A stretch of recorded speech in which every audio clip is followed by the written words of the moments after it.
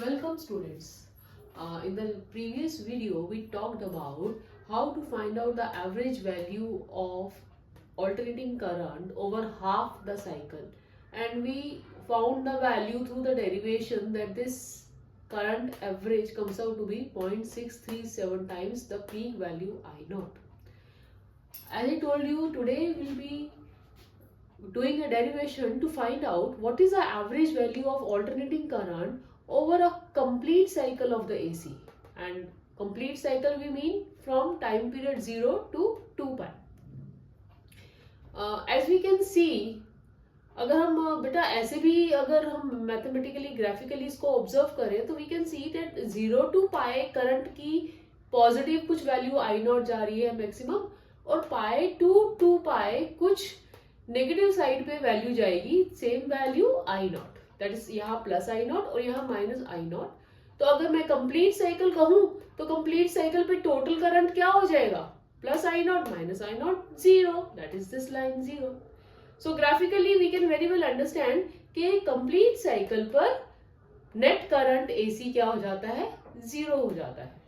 ठीक है, और यही रीजन है कि हम जब एवरेज वैल्यू ऑफ एसी की बात करते हैं तो हम पॉजिटिव हाफ साइकिल और नेगेटिव हाफ साइकिल की बात करते हैं कि पॉजिटिव हाफ साइकिल में प्लस 0.637 टाइम्स आई नॉट होता है और नेगेटिव हाफ साइकिल में माइनस 0.637 टाइम्स आई नॉट होता है.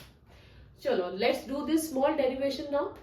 Again proceeding in the same fashion, we know that I is given by dq by dt, right?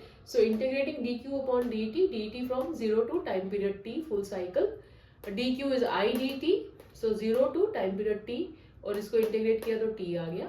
So we get I naught, I can be written as I naught sin omega t, considering that it is a alternating sinusoidal current. So I naught being a constant value independent of t, taken out of the integration sign, we get I naught upon t times integration of sin omega t dt from 0 to t. But this is on the same parallel lines जो हमने previous derivation की है, so it's better you view that video first and then come to this. So integrating sin omega t dt, we get cos omega t upon omega from 0 to t the limits, and with a minus sign, sin omega t का integration minus cos omega t by omega. So this comes out to be putting the limits and replacing omega by 2 pi by t, replacing omega by 2 pi by t, what we get is 2 cos 2 pi minus cos 0, or we get minus I naught by 2 pi times 1 minus 1, and that comes out to be 0. So we have proved through this small derivation that yes, if we want to find out I average, that is the alternating current average over the complete cycle 0 to t, so we get the answer to be 0. Now this small derivation forms a big base for how to measure an AC then. Because अभी तक हम लोगों ने क्या किया है, हम लोग प्रैक्टिकल्स भी करते आए हैं, तो हम एक्सपेरिमेंट्स में भी क्या करते हैं, हम डायरेक्ट करंट का ही हमने एक्सपेरिमेंट करना होता है, तो हम जो हमारे लैब में एमीटर या वोल्टमीटर अवेलेबल होते हैं वो सर्किट में लगा देते हैं और उनसे हम डीसी की वैल्यूज करंट या वोल्टेज की मेजर कर लेते हैं. बट एज यू नो वही सेम मीटर्स हम लोग ऑल्टरनेटिंग करंट के सर्किट में यूज नहीं कर सकते. The reason being they will give zero value. Why will they give zero value? और this comes to the topic measurement of AC or RMS value. Direction of AC reverses every half cycle, that we can very well understand. Positive half cycle, उसके बाद negative half cycle. तो उससे क्या होता है कि अगर हम अपने ordinary जो DC वाले meters हैं, they are called moving coil meters और volt meters, उनको अगर हम यूज करेंगे AC सर्किट में तो उनकी कॉइल को क्या होगा, the coil kicks alternately in opposite direction.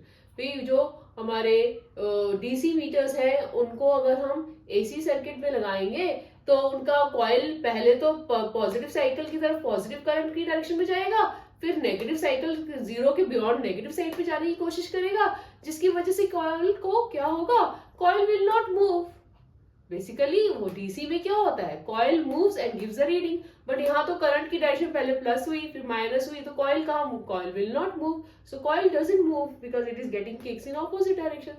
So फिर हम एसी को मेजर करने के लिए क्या यूज करते हैं, what we use is called hot wire instruments, right? अब इन हॉट वायर इंस्ट्रूमेंट्स का मतलब क्या है? इनका मतलब है कि इनके अंदर हीट प्रोड्यूस की जाती है by the current in a very fine wire, and that heat causes that fine wire to expand, and accordingly depending upon the expansion of the wire the meter gives us the reading. It may be a voltmeter or an ammeter, right? तो इसका मतलब AC is measured by its heating effect. So this point is very much, this concept is clear to us कि AC को हम major करने के लिए hot wire instruments use करते हैं, जो कि AC का हीटिंग इफेक्ट के मेजर पे डिपेंड करता है, हीटिंग इफेक्ट के फिनोमिना पे डिपेंड करता है. अब this will lead to our next topic that is called as the magnitude of AC varies with time, so what we consider average heating effect. Heating effect पे तो depend करता है, पर हीटिंग इफेक्ट भी तो क्या हो रहा है, वेरी कर रहा है प्लस में और माइनस में, तो उसमें हम क्या कंसिडर करते हैं, we call average heating effect to be used. So we use the term average current, effective value of current, or RMS value, right? So what we find out is the RMS value that is dependent upon the heating effect of the alternating current, and the formula for IRMS is I naught by root 2, peak current I naught by root 2. अब जो next हमारी class होगी बेटा, उसमें we'll be talking about how to find out this particular formula. So tune in for the next video and do subscribe Kanwal Physics. Thank you.